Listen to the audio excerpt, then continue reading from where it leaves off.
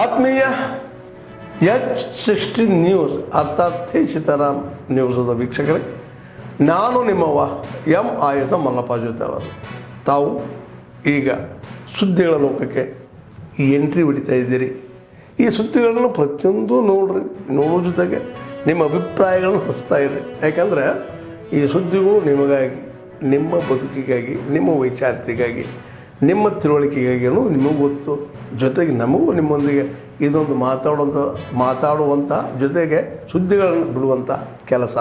ಈ ಕೆಲಸದಲ್ಲಿ ನಾವು ನಿಮ್ಮೊಂದಿಗಿದ್ದೀವಿ ಅಂತ ಹೇಳ್ತಾ ನೋಡ್ತಾ ಇರಿ ಸುದ್ದಿಗಳನ್ನು.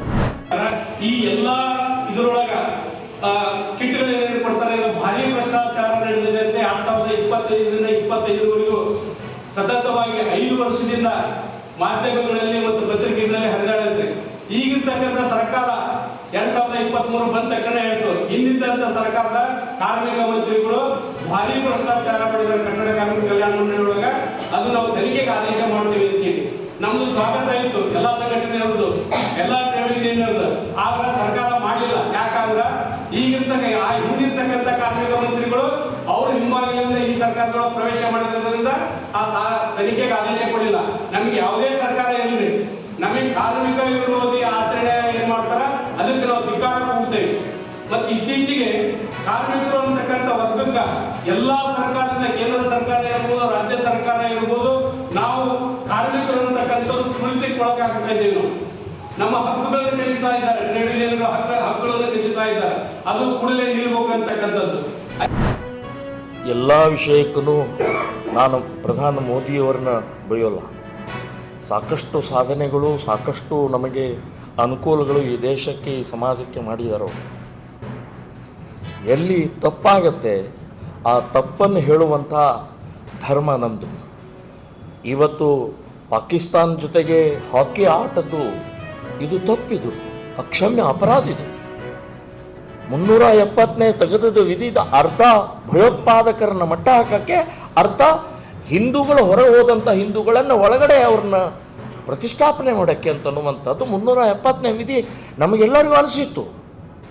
ಆದರೆ ಇವತ್ತಿನ ತನಕ 2019ರಲ್ಲಿ 370ನೇ ತೆಗೆದ್ರೆ ಇವಾಗ 6 ವರ್ಷ ಆಯ್ತಲ್ಲ. ಒಬ್ಬ ಹಿಂದೂ ಒಂದು ಕುಟುಂಬ ನೀವು ಹೋಗಿ ವಾಸ ಮಾಡಿ ನಾವಿದ್ದೀವಿ ಅಂತ ಹೇಳುವಂಥ ಧೈರ್ಯ ಇವತ್ತು ತೋರಿಸ್ಲಿಲ್ಲ. ಅದು ಬಿಡಿ, ಅಲ್ಲೇ ಇದ್ದಾರೆ ಜಮ್ಮುದಲ್ಲಿ.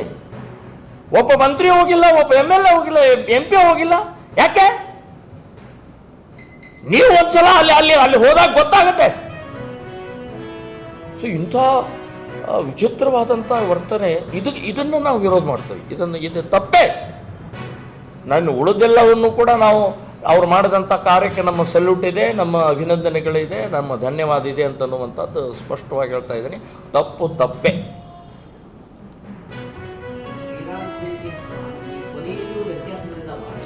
ಯಾವುದು? ಅದೇ ನೇಹ ಹಿರೇಮಠ ಕೆಲವೇ ದಿನಗಳ ಅಂಜಲಿ ಕೊಲೆ ಆಯಿತು. ಅಲ್ಲಿ ಯಾವುದು ಗುಣ ಇಲ್ಲ, ಇಲ್ಲಿವರೆಗೆ ಅತಿ ನ್ಯಾಯ ಕೊಡಬೇಕಂತ ಹೇಳ್ತಾ ಇಲ್ಲ. ಆ ನೇಹ ಹಿರೇಮಠ ಮಾತ್ರ ನ್ಯಾಯ ಸಿಗಬೇಕು, ರಾಷ್ಟ್ರದ ಸುದ್ದಿ ಆಗಬೇಕು ಅಂತ. ಅಂಜಲಿ ಏನು ಪಾಪ ಮಾಡಿದ್ದಾರೆ? ಇಲ್ಲ, ನಮ್ದು ಆ ರೀತಿ ಏನು ಭೇದ ಇಲ್ಲ. ನಾನು ಅಂಜಲಿ ಅವ್ರ ಕಡೆ ಹೋಗಿ ಭೇಟಿ ಕೊಟ್ಟು ಮಾತಾಡಿ ಅವ್ರಿಗೂ ನ್ಯಾಯ ಸಿಗಬೇಕು ಅಂತನ್ನುವಂಥದ್ದು ಹೇಳಿದ್ದೀನಿ. ಇಲ್ಲಿ ಆ ಮಾಡಿದಂಥ ಲವ್ ಜಿಹಾದ್ ಹಿನ್ನೆಲೆಯಲ್ಲಿ ಕೊಲೆಗಡಕನ್ನು ಮಾಡಿದ್ದೇ ದೊಡ್ಡ ಆದರ್ಶವಾಗಿ. ಆನಂತರ ಪ್ರಕ್ರಿಯೆಗಳು, ಎಷ್ಟು ಚಾಕುಗಳು ನಮ್ಮ ಹೆಣ್ಮಕ್ಕಳ ಮೇಲೆ ಬಿದ್ದಿದ್ದಾವೆ ಅಂತನ್ನುವಂಥದ್ದು ಗೊತ್ತಿದೆ. ಅವನಿಗೆ ಶಿಕ್ಷೆ ಆಗದೆ ಅವನಿಗೆ ಜಾಮೀನು ಮೇಲೆ ಹೊರಗಡೆ ಬಂದರೆ ನಾಳೆ ಏನಾಗ್ಬೋದು, ಏನು ಮೆಸೇಜ್ ಹೋಗುತ್ತೆ? ಸೊ ಆ ಜಾಮೀನಿನ ಹಿನ್ನೆಲೆಯಲ್ಲಿ ಈ ವಿಷಯವನ್ನು ನಾನು ಹೇಳಿದ್ದೇನೆ. ಎಸ್ ಸರ್, ಧನ್ಯವಾದ. ವಿಶೇಷ ಏನಿಲ್ಲ, ಡಿಪಾರ್ಟ್ಮೆಂಟ್ಗಳ ಕೆಲಸ ಇರ್ತವೆ. ಸೊ CM ಅವ್ರ ಕೆಲಸ ಇತ್ತು, ಅವ್ರು ಹೋಗಿದ್ದಾರೆ. DCM ಅವ್ರ ಕೆಲಸ ಇತ್ತು, ಅವ್ರು ಹೋಗಿದ್ದಾರೆ. ನಾವು ಹೋಗ್ತಾ ಇರ್ತೀವಿ. ಯಾಕಂತಂದರೆ ರಾಜ್ಯ ಸರ್ಕಾರದ್ದು, ಕೇಂದ್ರ ಸರ್ಕಾರದಲ್ಲಿ ಬಹಳಷ್ಟು ಕೆಲಸಗಳಿರ್ತವೆ. ಸೊ ಭಾಳಷ್ಟು ಮಂತ್ರಿಗಳಿಗೆ ಭೇಟಿಯಾಗೋದಿತ್ತು. ಸೊ ಸುಮಾರು ಕೆಲಸಗಳಿರ್ತವೆ. ವಿಶೇಷತೆ ಅಥವಾ ವಿಶೇಷ ಬಣ್ಣ ಏನೂ ಬೇಡ, ಕೆಲಸದ ನಿಮಿತ್ತ. ರಾಜ್ಯದಲ್ಲಿ ಬದಲಾವಣೆ ಆಗುತ್ತೆ ಅನ್ನೋ ಒಂದಿಷ್ಟು ಮಾತುಗಳು ಹೇಳ್ತಾರೆ. ನೋಡಿ, ವಿಪಕ್ಷ ಮುಂಚೆಯಿಂದನೂ ಅದನ್ನೇ ಹೇಳ್ಕೊಂಡು ಬಂದಿದೆ. ಮುಂಚೆ ಅಂತರೂ 136 ಜನ ಗೆದ್ದಾಗ್ಲೇ ಹೇಳಿದ್ರು ಅವರು, ಈ ಸರ್ಕಾರ 3 ತಿಂಗಳಲ್ಲಿ ಬೀಳುತ್ತೆ ಅಂತ ಹೇಳಿ 136 ಜನ ಗೆದ್ದಾಗ. ಸೊ ಹಾಗೆ ಒಂದೊಂದೇ ಮಾತಾಡ್ಕೊಂಡು ಹೋಗ್ತಾರೆ, ಅವ್ರಿಗೆ ಮಾಡೋಕ್ಕೆ ಕೆಲಸ ಇಲ್ಲ. ಬಟ್ ಬದಲಾವಣೆ ಆಗಲಿ ಮತ್ತೊಂದೇ ಆಗಲಿ ಏನೇ ಇದ್ದರೂ ಕೂಡ ನಮ್ಮ ಪಕ್ಷದ ಹೈಕಮಾಂಡ್ ಅಂತ ಒಂದಿರುತ್ತೆ. ಸೊ ಪ್ರಸ್ತುತ ಅಂಥದ್ದೇನೂ ಇಲ್ಲ, ಅಂಥ ಸೀನ್ರಿನೇ ಇಲ್ಲ. ಅದು ನಿರಂತರವಾಗಿ ನಡೀತಾ ಇರುವಂಥ ಪ್ರಕ್ರಿಯೆ.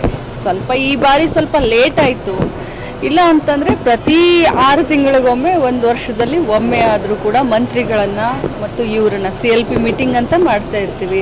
ಈ ರೀತಿ ಉಸ್ತುವಾರಿ ಜನರಲ್ ಸೆಕ್ರೆಟರಿಗಳು ಸರ್ಕಾರ ಇದ್ದಾಗಲಿ ಸರ್ಕಾರ ಇಲ್ದಾಗಲಿ ಬಂದು ಶಾಸಕರಾಗಲಿ ಅಥವಾ ಮಂತ್ರಿಗಳ ಕುಂದುಕೊರತೆಯನ್ನು ಅಥವಾ ಕೋಆರ್ಡಿನೇಷನ್ ಮಾಡೋದು ಅದೇ ಅವರ ಕೆಲಸ ಆಗಿರುತ್ತೆ. ಸೊ ಇದು ನಿರಂತರವಾಗಿ ನಡೀತಾ ಇರುವಂಥ ಪಕ್ಷದ ಆಂತರಿಕ ಪ್ರಕ್ರಿಯೆ.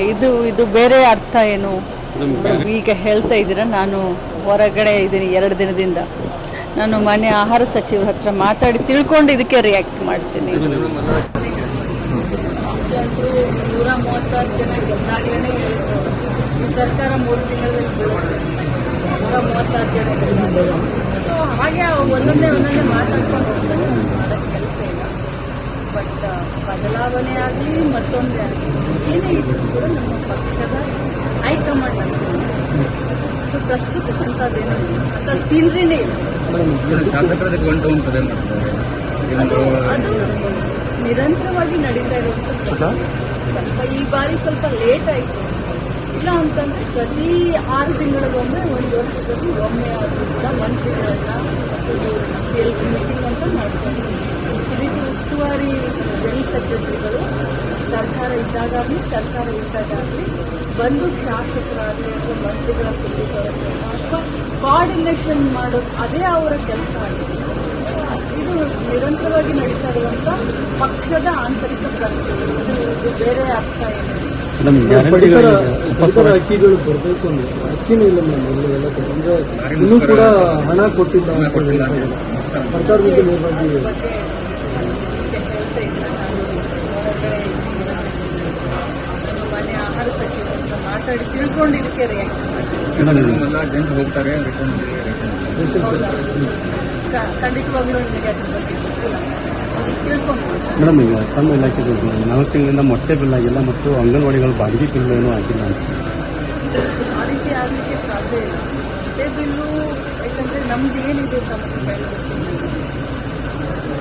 ಈ ರಾಜ್ಯದಲ್ಲಿ ಮಕ್ಕಳು ಪೌಷ್ಟಿಕಾಂಶದಿಂದ ಹೊರಗಡೆ ಬರಲಿ ಅಂತ ಬಹಳಷ್ಟು ಇಲಾಖೆಗಳು ಎಲ್ಲ ಹೋಗಿ ಕೆಲಸಗಳಾಗ್ತದೆ. ಅದರಲ್ಲೂ ಕೂಡ ರಾಜ್ಯ ಸರ್ಕಾರ ಪ್ರಾಯೋಜಿಕತ್ವ ಈ ಮೊಟ್ಟೆ ಆಗಲಿ ಅಥವಾ ಹಾಲಿನ ಪೌಡ್ರ್ ಹಾಲಾಗಲಿ ನಾವು 4 ತಿಂಗಳಿಂದ ಬಿಲ್ ಆಗಿಲ್ಲ ಅಂತ ಹೇಳಿ ಖಂಡಿತವಾಗ್ಲೂ ನನಗೆ ಅನಿಸೋದಿಲ್ಲ. ಏನಾದರೂ ಒಂದು ತಿಂಗಳಿಗೆ ಏನಾದರೂ ಉಳಿದಿರ್ತದೆ, ಆ ರೀತಿ ಏನಾದರೂ ಕೂಡಲೇ ಕ್ರಮ ದುಡ್ಡನ್ನು ಬಿಡುಗಡೆ.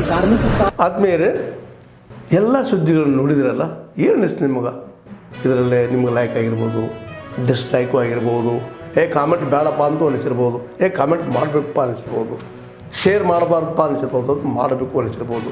ಏನಾದರೂ ಆಗಲಿ ಶೇರ್ ಮಾಡ್ತಾಯಿರಿ, ಈ ನ್ಯೂಸ್ಗಳನ್ನ ಹಂಚ್ತಾ ಇರಿ, ಜೊತೆಗೆ ಇದಕ್ಕೆ ಸಬ್ಸ್ಕ್ರೈಬ್ ಆಗ್ತಾಯಿರಿ ಅಂತ ಹೇಳ್ತಾ H16 ನ್ಯೂಸ್ ಅರ್ಥಾತ್ ಹೇ ಸೀತಾರಾಮ್, ಇದು ಸತ್ಯದ ಕೈಗೆ ನಡಿ. ವಂದನೆಗಳು.